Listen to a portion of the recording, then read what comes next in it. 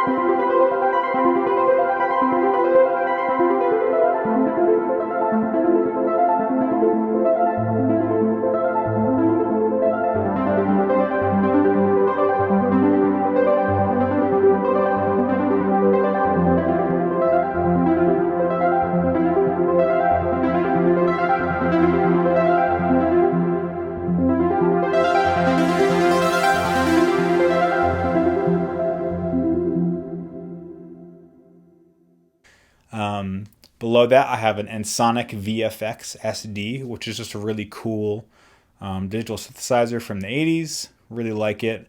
It has some really cool sounds that are slightly different from a Juno and slightly different from like a DX7. It kind of fits somewhere in the middle. I like it a lot.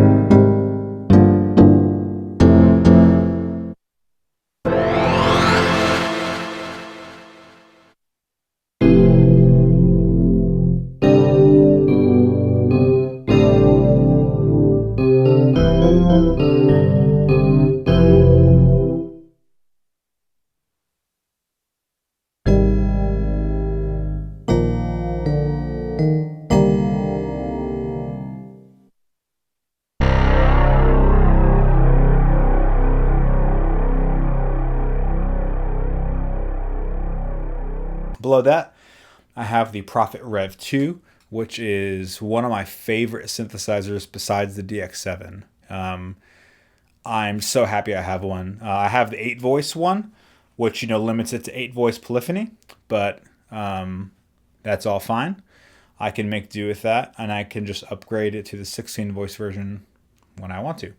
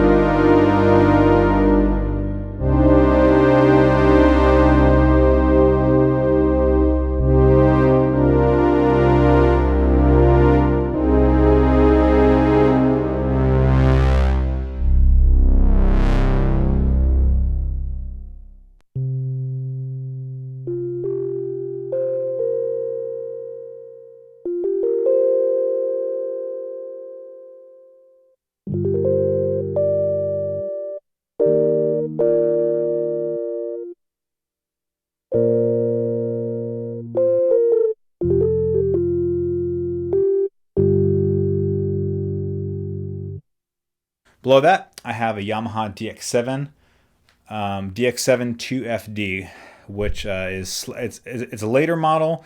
Came out a little bit later in the 80s. It gives you the ability to do dual sounds at the same time, so you can kind of create a stereo kind of ish type sound.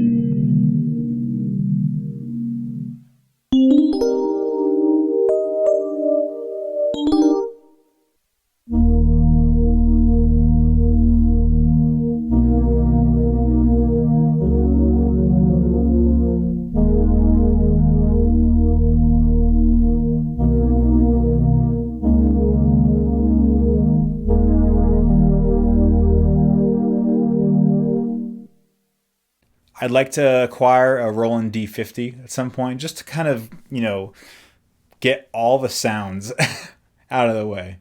I shouldn't be terribly surprised, but I'm quite surprised at how much I've grown to love synthesizers.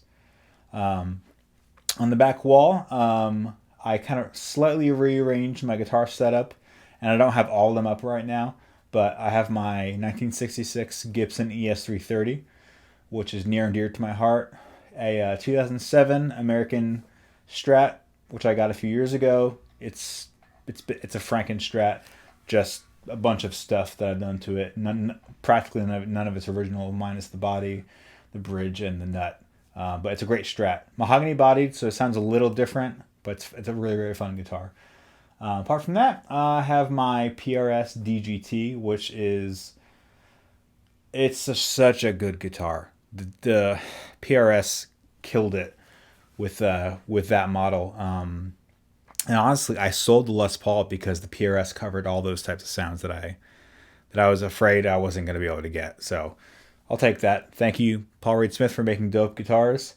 And that's all the electrics that I have right now. I've kind of dwindled them down into just a few primary things. Probably need to get a Telecaster at some point. That'll happen. I promise, at some point in the next year. And then I'll put my acoustic up there. Actually, I probably won't put my acoustic up there. Last time I had an acoustic on the wall, it vibrated whenever I'd be doing music. And it caused me to do weird things when I was working on tracks. In the far, far back, I have a big poster of a buffalo, which is a piece of art that I had a friend make for me years ago. I just always liked buffaloes. And it became a theme when we did our first major session here for the Bristol House tunes that were released this year. In fact, we're about a year anniversary from those first sessions that we did with Bristol House Music, which is pretty exciting. Regarding amp world, I have the Matchless Clubman as my main amp, which is one of my favorite amps of all time. That particular one, cool story. I bought it 14 years ago. Sold it shortly after I got married. No any real reason. I was just looking for a slight change and regretted it ever since. I was very, very fortunate enough to be able to acquire the amp much later. And so I did. Found a guy in Florida who had it, tracked it down, and it's the exact same amp that I had years ago. So a really cool redemption story. Above that, I have the Third Power Dual Citizen. Bought it from a friend of mine, Ethan. Great amp, 2 channels that can be blended. One's an AC or matchless style, and one's like a Fender black panel or a tweed type of thing. You can blend it too. Both channels sound great. I use them blended together.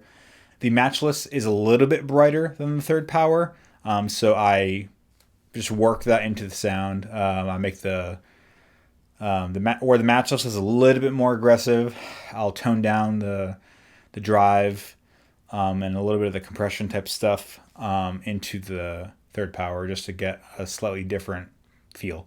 The Third Power is also a lot lighter, so I typically bring that to a gig if I'm playing with that.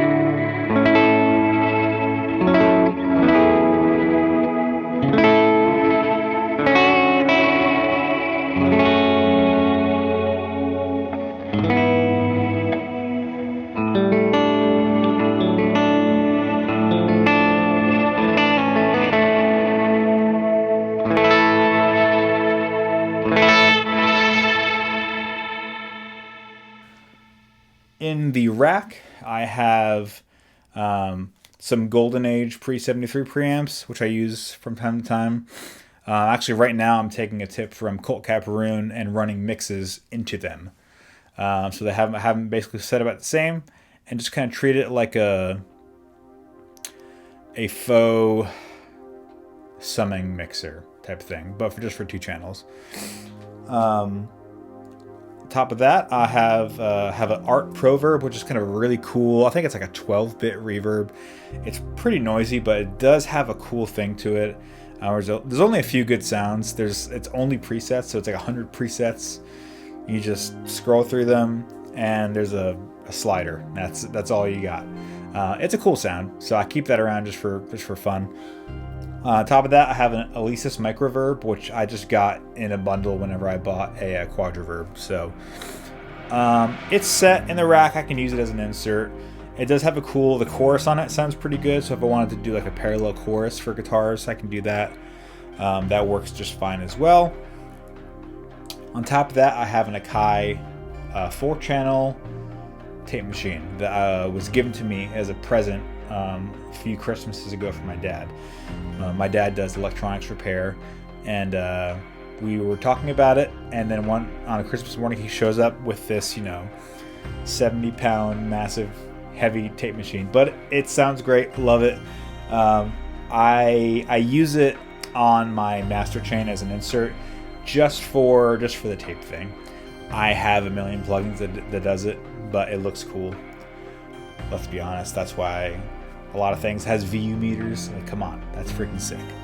So that does get used a lot. Everything's being recorded and controlled through the RME Fireface UFX Plus, and that does everything that I wanted it to do. So happy about it. I'm so glad that I got it. Loved the Apollos. I miss Luna, miss some of the plugins, but honestly, the flexibility that I get from the RME is really unparalleled. So I'm really grateful for that. Regarding recording, I'm a Reaper user.